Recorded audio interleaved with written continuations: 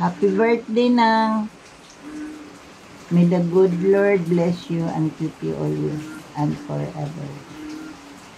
Malipayon unta ka sa imong adlaw nga natawhan bisan kamo-kamo lang wala ni maka-apel apan nagaampo kami kanimo sa nga tagaan kag taas pang kinabuhi ug malipayon ka nga magsaulog sa imong ika-80 ka tuig karong adlaw bisan walang-wala pero puno sa gugma sa Ginoo malipayon ra gihapon tang tanan labi na imong pamilya kauban nimo o kahibalo ko nga aduna na pud sila dako nga pasalamat nga nakaabot ka og 80 ka tuig o bisan pa man sa mga sa crisis pero ang Ginoo nagapadayon nga nagabuo sa iyang mga panalangin